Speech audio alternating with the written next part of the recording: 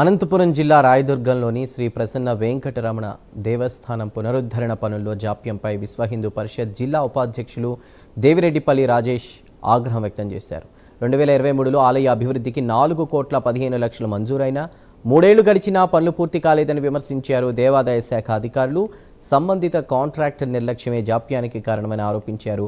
పనులను వెంటనే పునః ప్రారంభించేలా స్థానిక ఎమ్మెల్యే కాలువ శ్రీనివాసులు చొరవ తీసుకోవాలని కోరారు.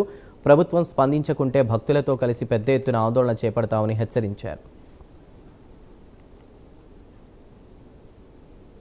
ఎంతో వైభవపేతంగా వెలసిన ఈ దేవస్థానం 500 ఏండ్ల చరిత్ర కలిగిన దేవస్థానం, ఎంతో మందికి ఇలవేల్పుగా ఉన్న ఈ దేవస్థానం ఇంత దుర్భర పరిస్థితికి చేరుకోవడానికి ఎవరు కారణమని ప్రశ్నిస్తున్నాం విశ్వ హిందూ పరిషత్ తరపున. దీనికి కారణం ఎవరు? ఎందుకు పాలకులు దీని గురించి పట్టించుకోవట్లేదో అర్థం కావడం లేదు. ఇది నిజంగా ఎవరి నిర్లక్ష్యమో తెలవాల్సిన అవసరం ఉంది. కాంట్రాక్టర్ని మేము కాంట్రాక్ట్ చేయలేకపోయినాం.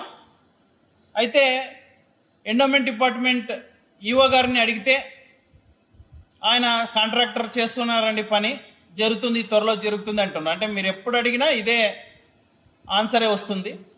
ఈ నిధులు ఇచ్చిన వాళ్ళని అడిగితే అగమ్య గోచరంగా ఉంది పరిస్థితి.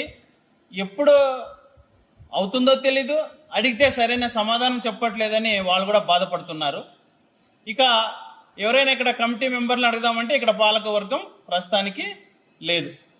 సో ఎవరిని అడగాలో తెలియని పరిస్థితిలో ఉన్నాం మనం.